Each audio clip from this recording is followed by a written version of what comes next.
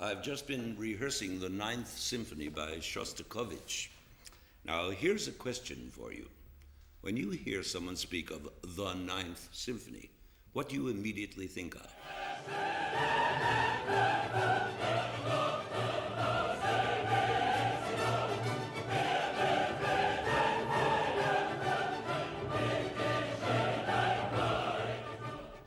Beethoven's Ninth, of course. What other ninth is there? Well, there are other ninths, and very good they are too, some of them.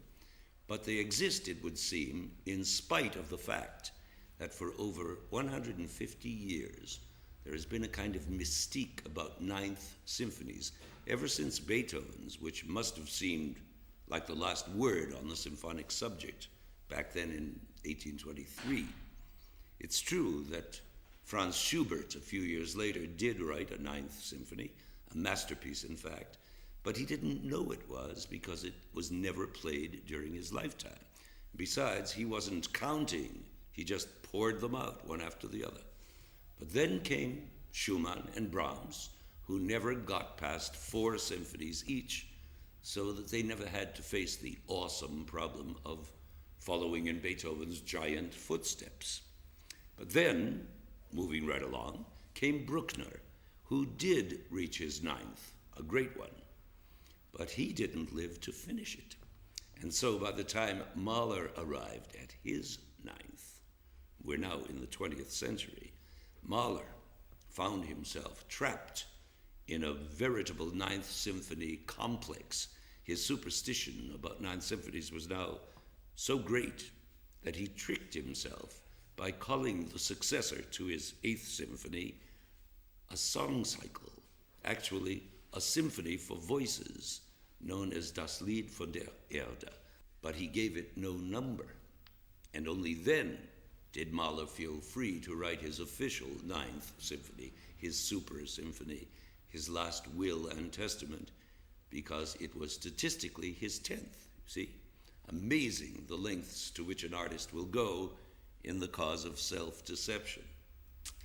Now, after Mahler, none of the succeeding 20th century symphonists got past their 7th or 8th. Curious, isn't it? Until Dmitri Shostakovich, who arrived at his 9th in 1945.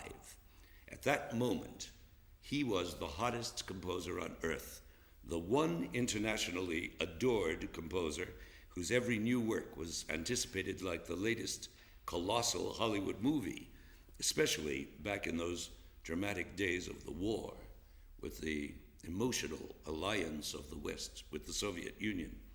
New Russian music was being played everywhere, Prokofiev, Khachaturian, but especially Shostakovich. He was hot to the extent that the American radio networks competed with gigantic financial bids for the right to give the American premiere of Shostakovich's 7th, or Leningrad Symphony.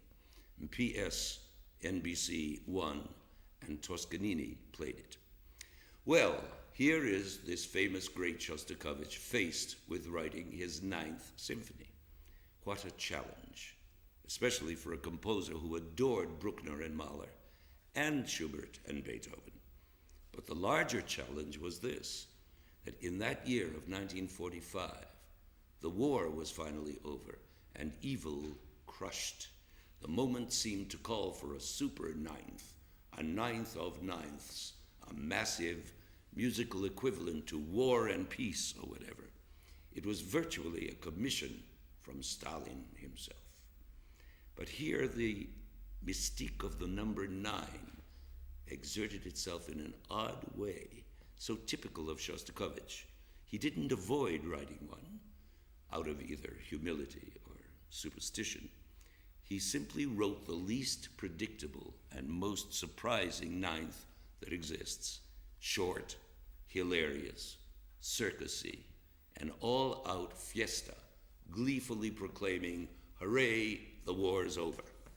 In short, Shostakovich thumbed his nose at the great tradition of ninths, although he was perfectly capable of writing colossal symphonies, as we well know from the 7th and 8th that had preceded. but he was a great nose thumber. It has even been suggested that he was thumbing it at Stalin personally.